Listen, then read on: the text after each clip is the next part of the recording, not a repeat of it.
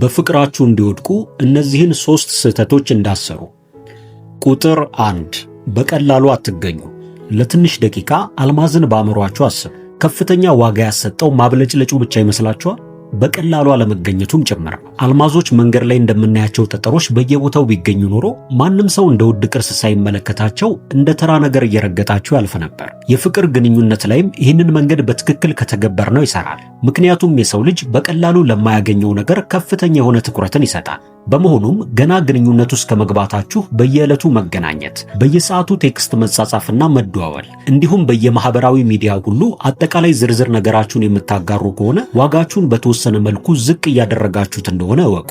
ይሄ ጨዋታ መጫወት ወይንም ማጨበርበር አይደለም። በእነዛ ሰዎች ዘንድ የበለጠ ዋጋ ያለ ሆኖ መገኘት ስለመቻል ብቻ ነው። እነዚህን ነገሮች ማድረጋችሁ ለጊዜያችሁ ምንም ቦታ እንደማትሰጡና የእነዛን ሰዎች ትኩረትም ከመጠን በላይ እንደምትፈልጉ ብቻ ነው የሚያሳየው። የሥነ ልቦና ባለሙያዎች ይህንን የጥገኝነት መርህ ብለው ይጠሩታል። ስለሆነም በግንኙነቱ ስትሆኑ የራሳችሁ ሕይወት እንዳላችሁ፣ ለራሳችሁ ለጓደኞቻችሁና ለቤተሰቦቻችሁ ተገቢ የሆነ ትኩረትን እንደምትሰጡና ከራሳችሁ ጋርም በቂ የሆነ ጊዜን ማሳለፍ እንደምትችሉ ስታሳዩ እነዛን ሰዎች እንደ ማግኔት ወደ ራሳችሁ ልትስቧቸው እንደምትችሉ ጥርጥር የለው። ይህንን ለማድረግ ታዲያ እነሱ ላይ ከመጠን በላይ አትጣበቁ። ነገር ግን ተገቢ የሆነ ፍቅርና ትኩረትን እንደምትሰጧቸው አሳዩ።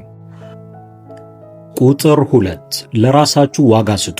ፍቅር ዘላቂ የሆነ የስሜት ብልሽታ አንድ ጊዜ የሚመታና ሁሉንም ነገር በአንዴ የሚቀየር። ታዲያ ፍቅር ስሜት ከሆነ ለምን በድንገት ይቀዘቅዛል? ዘላቂ ከሆነስ ለምን ሳናስበው ይሰበራል? በቅድሚያ ማወቅ ያለባችሁ ነገር ቢኖር አንድን ሰው ለመውደድ አሊያም ከሆነ ሰው ጋር ግንኙነት ለመጀመር ሙከራ ከማድረጋችሁ በፊት ለራሳችሁ የምትሰጡትን ቦታ በሚገባ ለመረዳት ጥረት አድርጉ። ምክንያቱም የትኛውም ሰው ቢሆን ለራሱ ባለው ፍቅር ልክ ነው ሌላውን ሰው መውደድ የሚችለው። ብዙ ጊዜ በፍቅር የምንወድቀው በሰዎቹ የግል ማንነት ብቻ ሳይሆን ለኛ በሚያሳዩት የፍቅርና የአክብሮት ልክ መጠን እንደሆነም ልብ በሉ።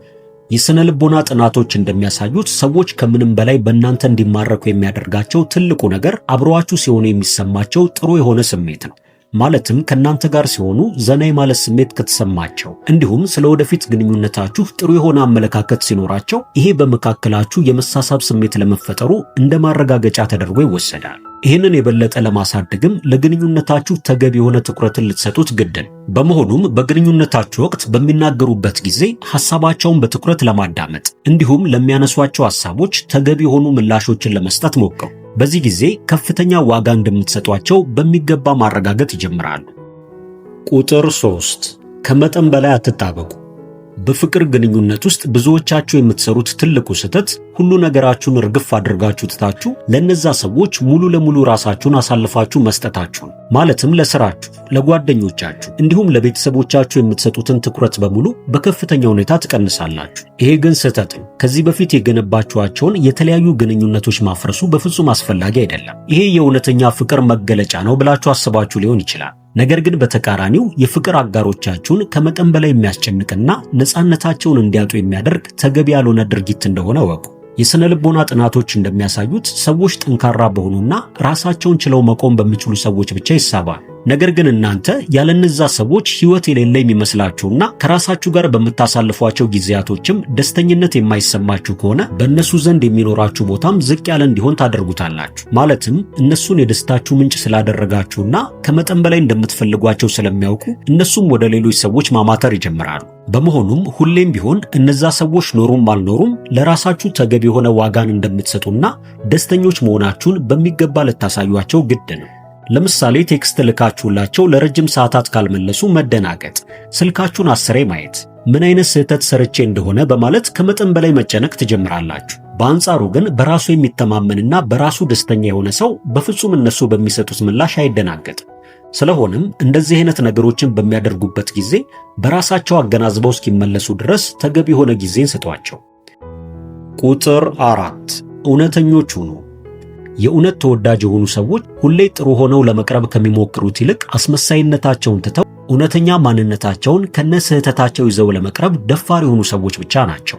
እውነተኛ መሆን የተወሰኑ ጉድለቶችን በግልጽ ቢያሳይም ከየትኛውም የሚያብለጨልሽ ሽፋን የበለጠ ግን በሁለት ሰዎች መካከል ጥልቅ የፍቅር ግንኙነትን ሊፈጠር እንደሚችል እወቁ። ጥናቶች እንደሚያሳዩት ትንሽ ስህተት የሚፈጽሙ ግለሰቦች በቀላሉ የሚቀረቡና ሳቢ መሆናቸው። በመሆኑም እናንተም በግንኙነት ውስጥ በምትሆኑበት ወቅት ስለሰራችኋቸው ስህተቶች በቀልድ መልክ ለመናገር ድፍረቱ ይኖራችሁ። እንዲሁም ስለማታውቁት ጉዳይ ሲነሳ አለማወቃችሁን በመደበቅ ዕውቀት እንዳለው ሰው ለመሆን መሞከር ከንቱ ድካም እንደሆነ ወቁ። ከዛ ይልቅ ቀለል አድርጋችሁ ስለዚህ ጉዳይ ብዙም ዕውቀቱ የለኝም፣ ነገር ግን ማወቅ እፈልጋለሁ በማለት በትህትናና በግልጽነት ብቻ ተናገሩ።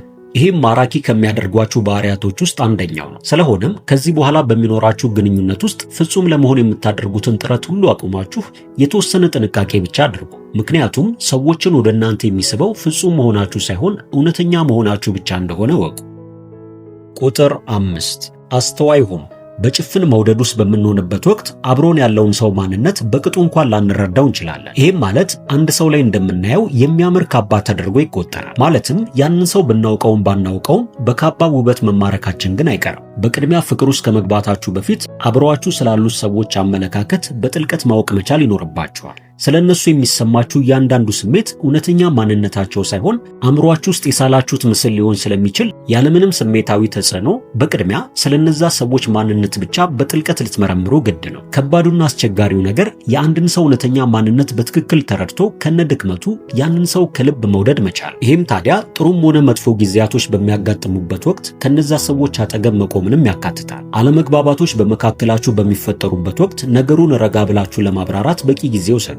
ሳይንስ እንደሚለው ውስጣችን ቁጣና ብስጭት በሚፈጠርበት ወቅት ሰውነታችን ኮርቲሶል የተሰኘ ኬሚካልን በብዛት ያመነጫል። በዚህ ሰዓትም ከሰዎች ጋር ተነጋግሮ መግባባት በጣም አስቸጋሪ ነው የሚሆነው። ለዚህም መፍትሄው ታዲያ ሰውነታችን ያመነጨውን ኬሚካል ወደ ቦታው እስኪመልሰው ድረስ ለጥቂት ደቂቃዎች ነገሩን ችላ ብለው መተው ነው። ብዙ ጊዜ አለመግባባቶች እየተባባሱ የሚሄዱት ባላግባቡን ጉዳዮች ላይ ሳይሆን ውስጣችን ባለው ያልሸነፍ ባይነት ስሜትም ጭምር ነው። በመሆኑም ይህንን በሚገባ መረዳት መቻል ለግንኙነታችሁ ቁልፍ እንደሆነ ልብ በሉ። በመጨረሻም ግጭትን ተቆጣጠሩ። ሁሌም ቢሆን የግንኙነታችሁ ግብ ሊሆን የሚገባው ለችግሮች ሁሉ ተወያይቶ መፍትሄ መፈለግ መቻሉ ላይ ነው። እውነተኛ ፍቅር የሚፈተነው በሰላሙ ጊዜ ሳይሆን ችግሮች በሚያጋጥሙበት ወቅትም ነው። ችግሮች ሲፈጠሩ እንዴት መወያየት እንዳለባቸው የማታውቁ ከሆነ ሁሌም ቢሆን መጨረሻው ጥሩ አይሆንም። እንዲሁም ሁሌም በግንኙነታችሁ ውስጥ የሚፈጠሩ ችግሮች በቀላሉ ላይፈቱና መፍትሄ ላይገኝላቸው ይችላል። ስለሆነም ስለ ችግሩ መተማመን ላይ በመድረስ አምኖ መቀበል መቻልና ግንኙነቱንም ከተለያዩ አደጋዎች መጠበቅ ብልህነት ነው። ብዙ ጊዜ ፍቅር ግንኙነትን ጾታዊ ግንኙነት ብቻ አድርገው የሚያስቡ ብዙ ሰዎች አሉ። ነገር ግን እውነተኛ ፍቅር አጋራችሁን እንደራስ አድርጎ መመልከትና ችግሮች በሚኖሩበት ወቅትም እነዛ ላይ ተነጋግሮ በመፍታት አብሮ በታማኝነት መቆምንም ያካትታል። በመሆኑም ለእናንተ ተራ የሚመስሉ ነገሮችን እንኳን ሲያማክሯችሁ በሚገባ ትኩረት ሰጥታችሁ ልታዳምጧቸው ግድ ነው። ምናልባትም እነዚህ ሰዎች ለችግሩ መፍትሄ እንድትሰጧቸው ሳይሆን ለእነሱ ምን ያህል ትኩረት እንዳላችሁ ማየት ሊሆን ይችላል የፈለጉት። ስለሆነም እናንተ ከነሱ መቀበል የምትፈልጉትን ፍቅር ያህል ሳትሰስቱ ለነሱም አድርጉላቸው። ምክንያቱም ጥሩ አትክልትን መመገብ የምትፈልጉ ከሆነ በቅድሚያ ዘር ትዘራላችሁ፣ አረሙን ትነቅላላችሁ፣ በየጊዜው ውሃ ታጠጡታላችሁ፣ እንዲሁም ወቅቶች እስኪለወጡ ትታገሳላችሁ። በመጨረሻም ጣፋጩን ዘር ለመግመጥ ማንም የሚከለክላችሁ አይኖርም። ውድ ቤተሰቦቻችን ለዛሬ የነበረንን ዝግጅት በዚያ አበቃ። በቀጣይ በተለያዩ አዝናኝና አስተማሪ ፕሮግራሞች መልሰን እስከምንገናኝ ድረስ ለቻናላችን አዲስ ከሆናችሁ ሰብስክራይብ፣ ላይክ እና በምንሰራቸው ፕሮግራሞች ዙሪያም ያላችሁን ሐሳብና አስተያየት በመጻፍ ቤተሰብ ይሁኑ እንላለን። መልካም ቆይታ።